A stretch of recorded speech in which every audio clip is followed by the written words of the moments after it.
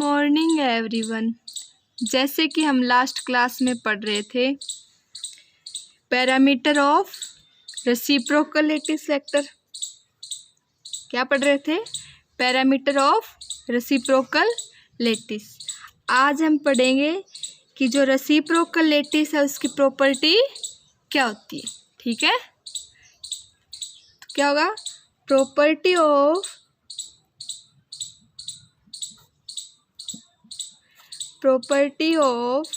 Reciprocal lattice. ठीक है, जो रेसिप्रोकल लैटिस है उसकी प्रॉपर्टी क्या होती है? फर्स्ट है the inverse of reciprocal lattice is a direct lattice. First कौन सी है कि अगर हम रेसिप्रोकल लैटिस का इन्वर्स लें या फिर उसका इन्वर्स करें तो वो क्या बनेगा? एक डायरेक्ट लैटिस। मतलब डायरेक्ट लैटिस का इन्वर्स क्या होता है? Reciprocal lattice. और रेसिप्रोकल लैटिस का अगर इन्वर्स करें हम तो वो क्या मिलेगा हमें? एक डायरेक्ट लैटिस। क्या है first? The inverse of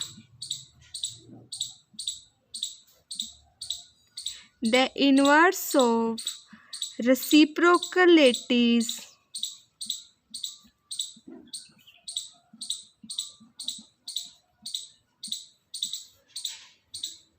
is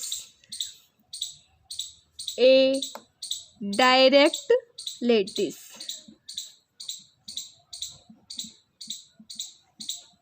ठीक है, रेसिप्रोकल लैटिस का इन्वर्स क्या होगा? एक डायरेक्ट लैटिस होगा।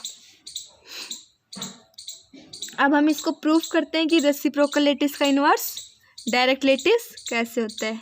क्या करेंगे? इसको, इस प्रॉपर्टी को प्रूफ करेंगे। ठीक है, सबसे पहले इसको प्रूव करने के लिए हम क्या करेंगे? To prove this we use, क्या यूज करेंगे? फर्स्ट ऑफ ऑल अपन डिटरमाइन करेंगे कि ए स्टार डॉट ए की वैल्यू क्या होती है। ठीक है, सबसे पहले क्या डिटरमाइन करेंगे कि ए स्टार है जो क्या है? प्रिमिटिव लैटिस वेक्टर है रेसिप्रोकल लैटिस में। और ए क्या होता है? प्रिमिटिव लैटिस वेक्टर होता है इन डायरेक्ट लैटिस। तो अगर उसका मल्टीप्लाई करें हम, डॉट प्रोडक्ट लें तो उसकी वैल्यू क्या आती है? क्या होगा? वी फर्स्ट डिटरमाइन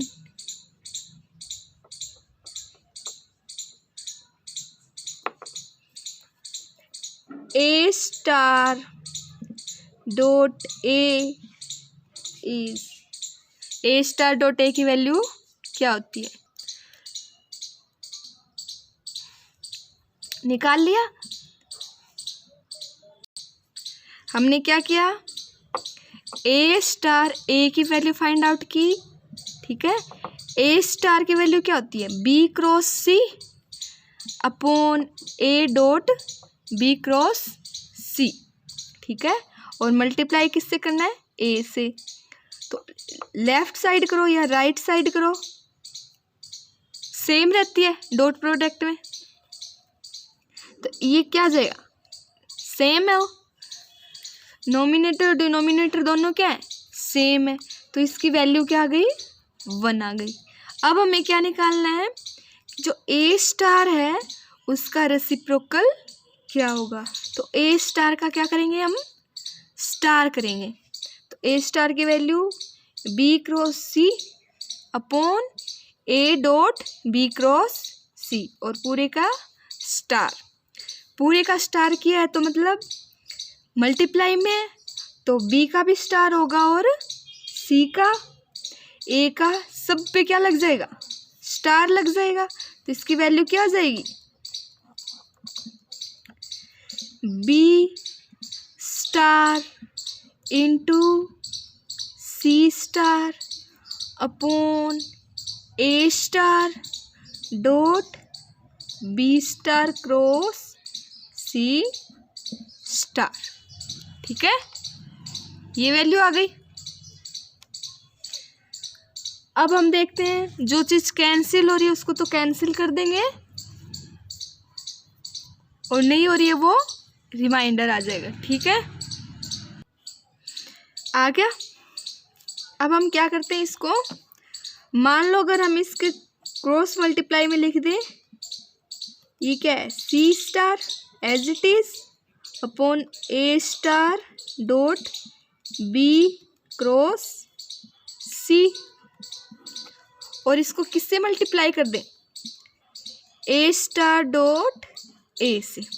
कोई फर्क पड़ेगा क्योंकि इसकी वैल्यू क्या है, 1 है, तो इसको यहाँ लिख सकते हैं ऐसे। देखते हैं फिर क्या होता है आगे। आगे करो, देखो इसकी वैल्यू क्या आ जाएगी, ए स्टार को क्या ले लो बाहर, या फिर इसको क्या लिखेंगे, ए डॉट ए स्टार भी लिख सकते हैं, चेंज कर सकते हैं। इनटू क्या आ जाएगा, B star cross C star upon A star dot B star cross C star. ठीक है,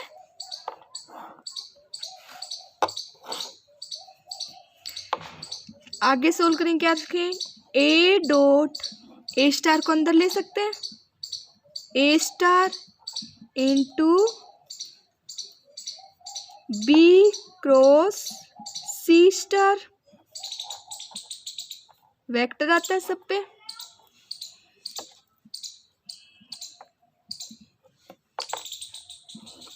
upon A star dot B cross C और इनका स्टार।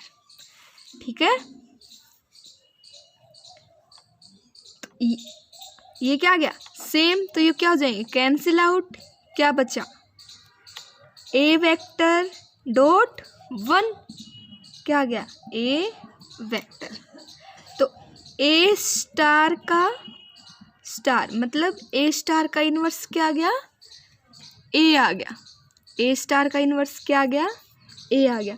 ऐसे ही सिमिलरली हम फाइंड आउट कर सकते हैं कि बी स्टार का स्टार क्या होगा, बी, एंड सी स्टार का स्टार इज इक्वल टू क्या आता है, सी आ जाएगा। ठीक है, तो इससे क्या प्रूफ हो रहा है, जो रेसिप्रोकल लेटिस वेक्टर है, प्रॉपर्टी प्रूफ हो रही है, रेसिप्रोकल लेटिस है तो उसके अगर रेसिप्रोकल लेटिस वेक्टर अगर का उसका इन्वर्स किया है तो हमने क्या मिला है, डायरेक्ट लेटिस के लेटिस वेक्टर। तो इससे क्या प्रूफ हो रहा है कि जो रेसिप्रोकल लेटिस का अगर हम इन्वर्स करें तो वो क्या मिलेगा, एक डायरेक्ट लेटिस मिलेगा। ये तो क्या हो गई, फर्स्ट प्रॉपर्टी हो गई। ऐसे ही हम सेकंड प्रॉपर्टी देखते हैं कि इसकी सेकंड प्रॉपर्टी क्या होती है। ठीक है, सेकंड प्रॉपर्टी देखो, सेकंड प्रॉपर्टी क्या हो जाएगी कि जो रेसिप्रोकल लेटिस वेक्टर है या रेसिप्रोकल लेटिस है उसका वॉल्यूम क्या होगा, इन्वर्सली प्रोपोर्शनल होगा, या किसके इन्वर्स होगा, डायरेक्ट लेटिस के वॉल्यूम के। ठीक है, क्या होगा, the volume of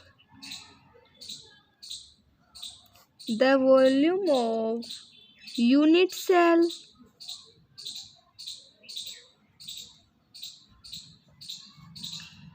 of reciprocal lattice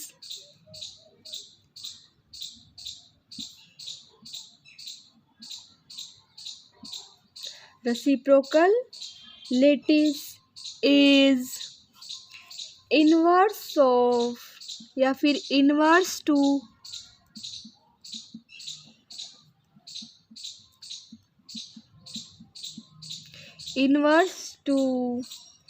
the volume of direct lattice. ठीक है, इससे क्या है, अगर हम रेसिप्रोकल लेटिस की बात करें या फिर उसकी यूनिट सेल की बात करें, तो रेसिप्रोकल लेटिस की जो यूनिट सेल है उसका वॉल्यूम किसके इक्वल होगा, जो डायरेक्ट लेटिस के अंदर यूनिट सेल है उसके वॉल्यूम के बराबर होगा, सॉरी इनवर्स के बराबर होगा। Unit cell of direct lattice. ठीक है, मतलब क्या होगा, मीन्स क्या हो जाएगा, V star is equal to 1/V। ठीक है, V स्टार क्या है, volume of unit cell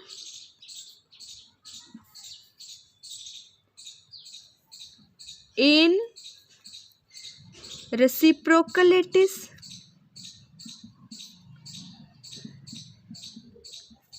and V is volume of unit cell in direct lattice।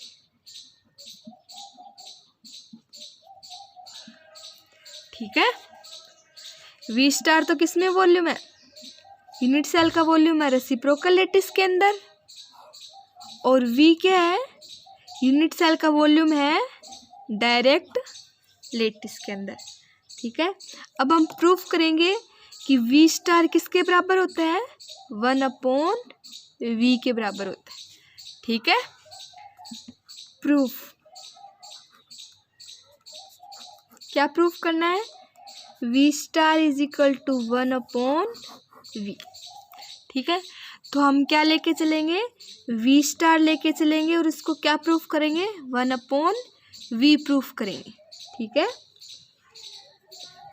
तो V स्टार क्या होता है, रेसिप्रोकल लेटिस में वॉल्यूम, तो V स्टार की वैल्यू क्या होगी, A star dot B cross C।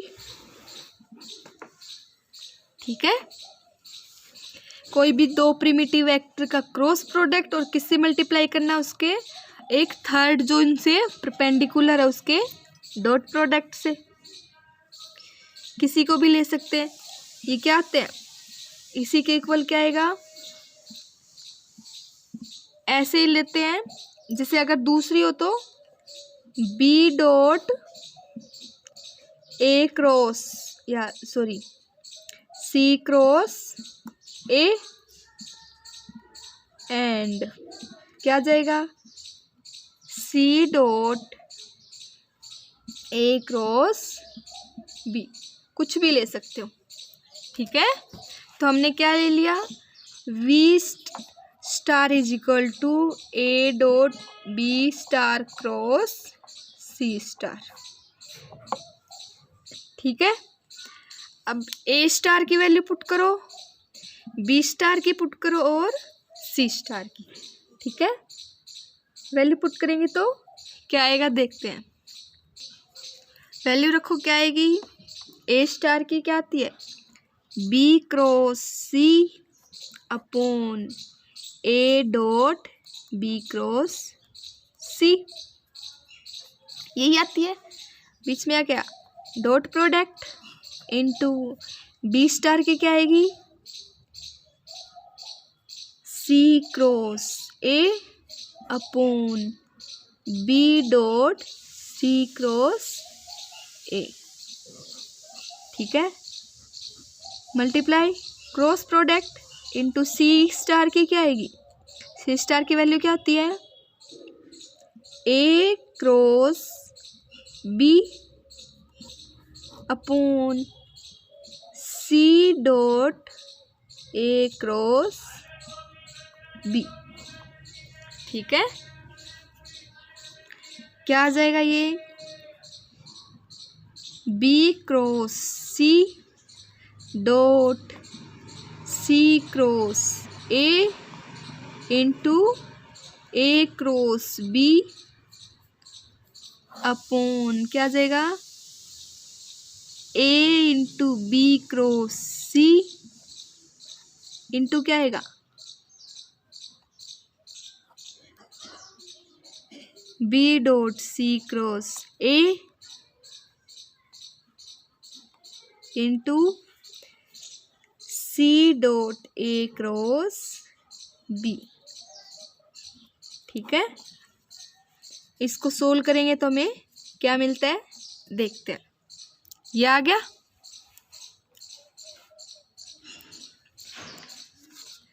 एक साथ रखा है। अब हम इसको सोल्व करते हैं, इसकी वैल्यू क्या आती है। ये क्या है, इसको मान लो सी क्रॉस ए को क्या मान लो, let C cross A is equal to capital K. ठीक है, क्या मान लिया, सी क्रॉस ए को क्या मान लिया, कैपिटल के। तो इसकी वैल्यू क्या होगी देखो, क्या हो जाएगी,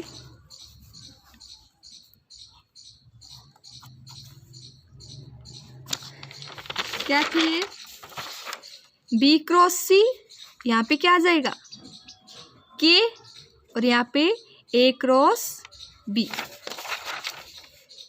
बी क्रॉस सी, यहाँ क्या आ जाएगा के इंटू ए क्रॉस बी। ठीक है, अपॉन क्या आएगा, A dot B cross C into B dot C cross ए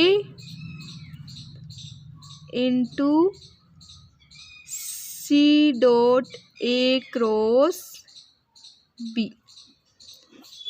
ठीक है, अब ये क्या आ गया, A into B cross C वाला फॉर्मूला आ गया 3 वेक्टर का, by 3 vector multiplication by 3 vector multiplication. ठीक है, क्या आ जाएगा, K cross A into B की वैल्यू फाइंड आउट करो, क्या आएगी, क्या आएगी, के या फिर ए into K dot B vector plus K dot A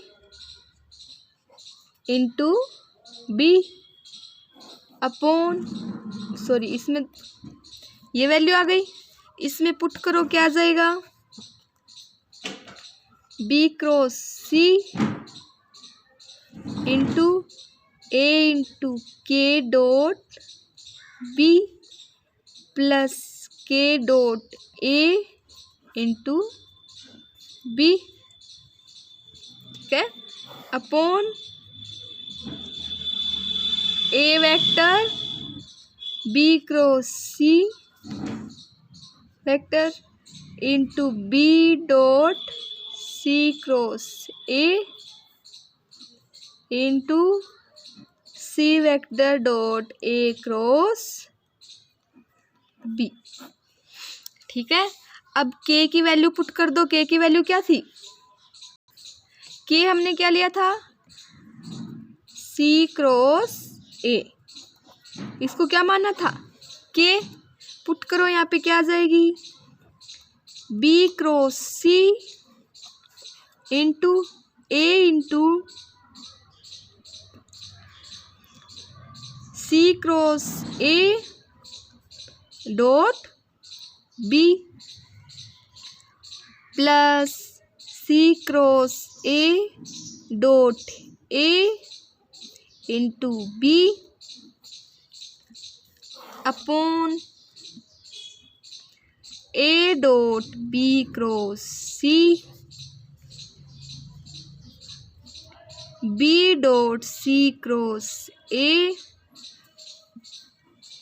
into C dot A cross B। ये आ गया, ठीक है।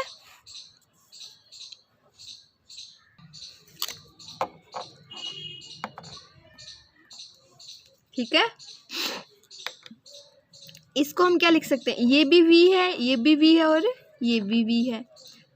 B cross C into A into C cross A dot B plus B cross C into C cross A dot B into B vector, ठीक है।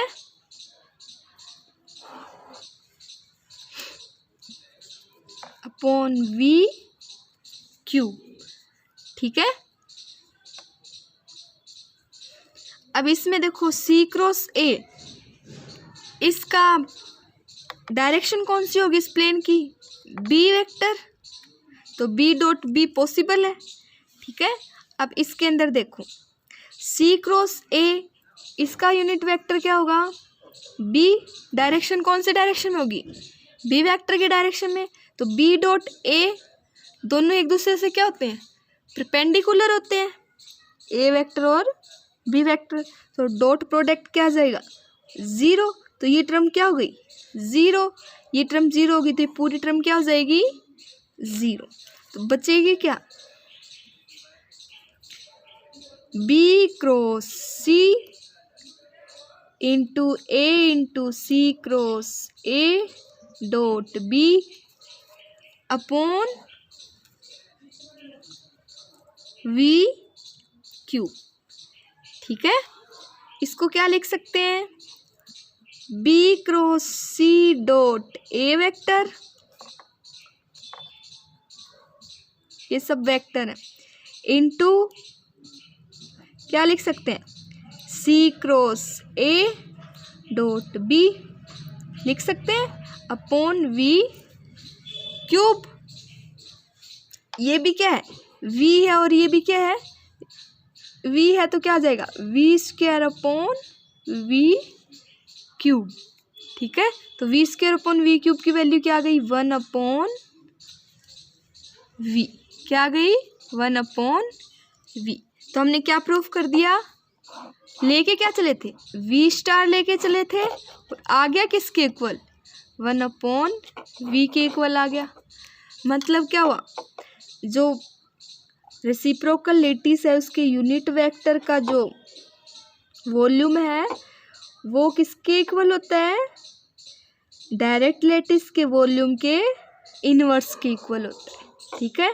ये क्या हो गई, सेकंड प्रॉपर्टी प्रूफ हो गई, ठीक है। रेसिप्रोकल लेटिस की हमने 2 प्रॉपर्टी देख ली।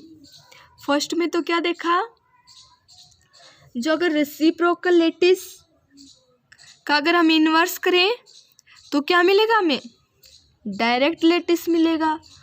और सेकंड प्रॉपर्टी में हमने देखा कि अगर रेसिप्रोकल लेटिस का वॉल्यूम फाइंड आउट करें तो किसके बराबर होता है, डायरेक्ट लेटिस के वॉल्यूम के इनवर्स के बराबर होता है। ये क्या हो गई, 2 प्रॉपर्टी हो गई। अब हम नेक्स्ट प्रॉपर्टी देखते हैं, इसकी थर्ड प्रॉपर्टी। थर्ड प्रॉपर्टी देखो क्या हो जाएगी, अगर हम रेसिप्रोकल लेटिस वेक्टर के नॉर्मल की बात करें या फिर रेसिप्रोकल लेटिस वेक्टर है उसके अंदर अगर कोई प्लेन है, अगर उसके ऊपर हम नॉर्मल डालें तो उससे क्या बनेगा, एक डायरेक्ट लेटिस बनेगा, ठीक है। थर्ड प्रॉपर्टी क्या हो जाएगी, every reciprocal lettuce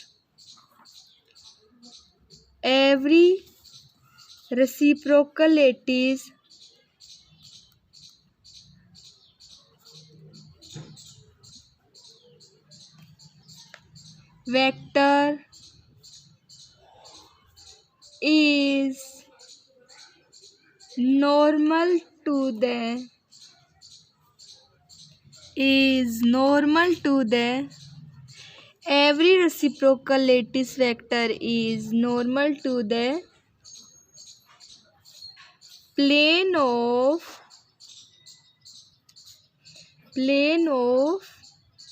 direct lattice।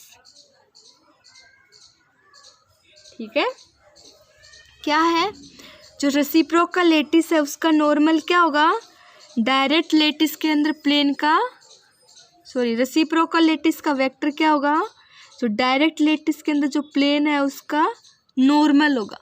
ठीक है, every reciprocal lattice vector is normal to the plane of direct lattice. ये क्या हो गई, थर्ड प्रॉपर्टी हो गई। अब फोर्थ देखते हैं, ये हमने पहले प्रूफ कर चुके हैं, जो हमने d1/d इक्वल क्या निकाला था, सिग्मा।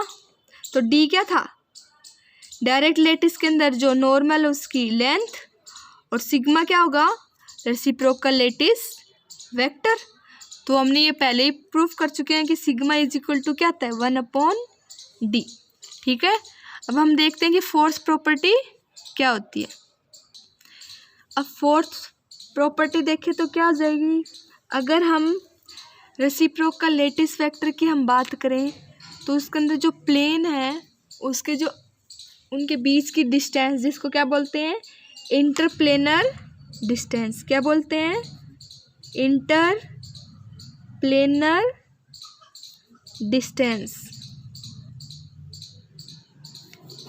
ठीक है, वो किसके इक्वल होगी, जो डायरेक्ट लेटिस के अंदर इंटरप्लेनर डिस्टेंस है उसके रेसिप्रोकल के इन्वर्स या फिर उसके इन्वर्स के बराबर होगी। ठीक है, क्या है, रेसिप्रोकल लेटिस वेक्टर के अंदर जो इंटरप्लेनर डिस्टेंस है वो डायरेक्ट लेटिस के अंदर जो इंटरप्लेनर डिस्टेंस है उसके इन्वर्स के इक्वल होती है। फोर्थ प्रॉपर्टी क्या होगी, the interplanar distance in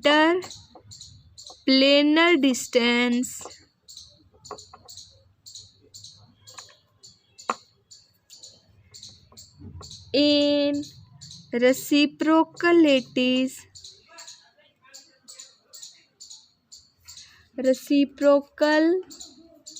lattice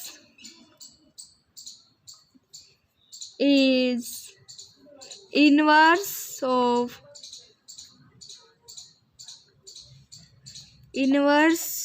of to the interplanar distance